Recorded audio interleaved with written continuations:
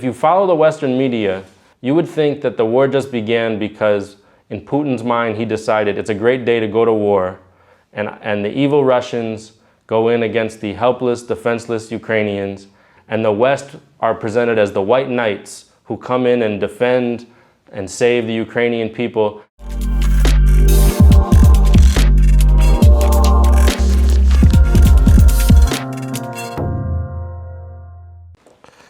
So this is a photo from August 2014 when Israel was bombing Gaza, and there were many thousands of people who died in Gaza, and it was all funded with US tax dollars, basically being supported and excused by the US mainstream media, the corporate controlled media. And we organized this protest in front of the White House in Washington that had tens of thousands of people who came out to say no more US tax dollars funding Israeli war crimes, let Gaza live, let the people of Palestine survive and thrive. And no one covered the rally, and it was like there were no mainstream media reporters were there. In fact, we were calling all the newspapers and the TV stations the days before saying this is going to be a giant rally. You have to be there to show that the people of the United States are speaking against this war, do not support the US government funding this horrible atrocity that's going on, and none of them showed up. We even took the march to the Washington Post, to their headquarters, and they still didn't even come downstairs to take a picture of the rally or to cover a story. What's happening inside the United States isn't even covered by the US media. Their coverage is focused on a few cities and the elites, what the elites are saying and doing in those cities. So that's one thing, is that inside the United States, the struggles of workers, of poor people, of tenants, of people who are organizing anti-war protests, anti-racist protests, they're very rarely covered, or if they are, they're diminished. They're done in a way that's kind of degrading. In terms of foreign coverage, we have all this news coverage that's about China, but without hearing the voices from China. We have all this news about Russia, all this news about Ethiopia, Haiti, Venezuela, Cuba, whatever country you can name. We're inundated with stories where we basically are only hearing one side. And of course, it's a highly biased, highly stereotyped view. I think it would completely surprise people in the United States to hear that here in China or in wherever you are, there's people who have a very sharp criticism of the US empire, who see the US government meddling in their internal affairs. It doesn't mean that they hate the United States or hate the people of the United States. In fact, they desire friendship with it, but they hate the policies of the United States. So in fact, the media is playing a role in facilitating war, facilitating intervention, by not showing the information that would make people say, hold up, wait a second, do we really want to do this? For instance, look at the Ukraine war, I'd say, in world history. Whether or not we have criticisms of Russia, the fact of the matter is that this intervention does not come out of nowhere. This intervention is the product of many, many years of growing tensions and contradictions in eastern Ukraine in particular. But if you follow the Western media, you basically have no concept of any of that. You would think that the war just began because in Putin's mind he decided it's a great day to go to war, and the evil Russians go in against the helpless, defenseless Ukrainians, and that's it. It's a very black and white narrative that's presented.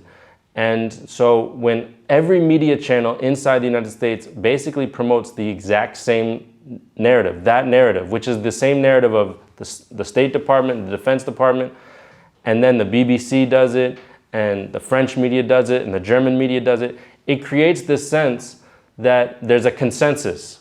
Russia, evil, Ukraine, good, and the West are presented as the white knights who come in and defend and save the Ukrainian people. It's like a movie. It's like a Hollywood Marvel movie about good guys and bad guys. So I think the greatest challenge we have in terms of confronting this kind of media monopoly is to constantly see the Western media as more legitimate, more truthful, more honest, more unbiased, to see them as the reference points. And I think it's been a generally good development that people no longer trust the Western media the way they used to. This is the same media that lied to get into the war in Iraq. I don't think the US media has really recovered its credibility and its trust ever since that moment in 2003 when they lied about the weapons of mass destruction. And it's very important we never let anyone forget that, because it really showed how the media is an appendage of the war makers in Washington. We believe that a lot of these stories are being suppressed and shadow banned. And of course, sometimes they tag people as state-affiliated media, other ways to discredit them without having to ban them. People, of course, get very angry when they see a channel or a platform that they support get taken down from the different social media networks. But I think the preferred form of censorship right now is shadow banning, which is basically using the algorithm of these private companies to basically suppress your content, to make it harder for people who follow you and subscribe to even see the content. This is proven that the main social media companies and big tech routinely take requests from different US government agencies, and they themselves intervene to shadow ban certain accounts. And this is very pernicious, very dangerous. So this then creates the narrative that only certain perspectives are popular among the people. Well, since 2015 and 2016, the Russiagate, so-called Russiagate conspiracy has been really the tip of the spear when it comes to social media censorship.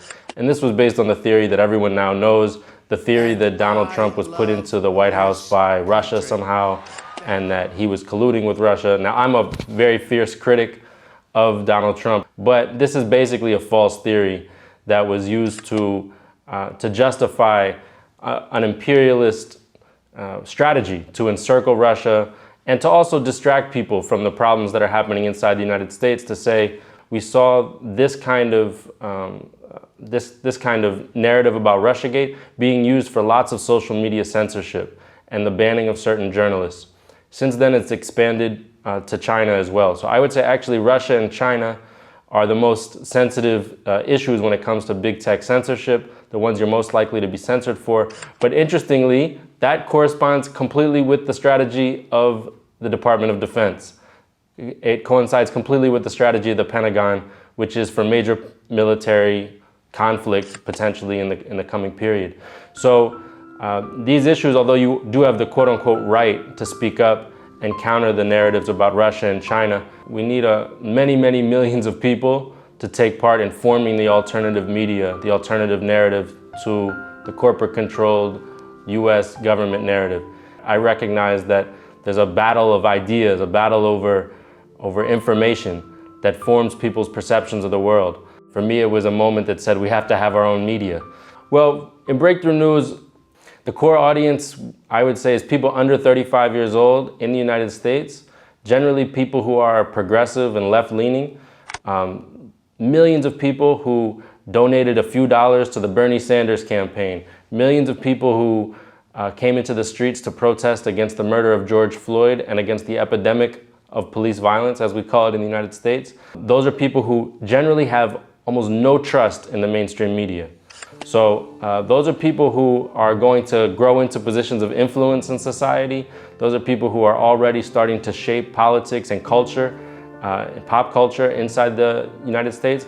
And so we want to reach them with a different worldview and a different view of US history that explains things in a very popular, accessible way. We always start from the standpoint of what is not being said, what is being obscured or hidden in the news cycle, and what are the voices that are never being considered.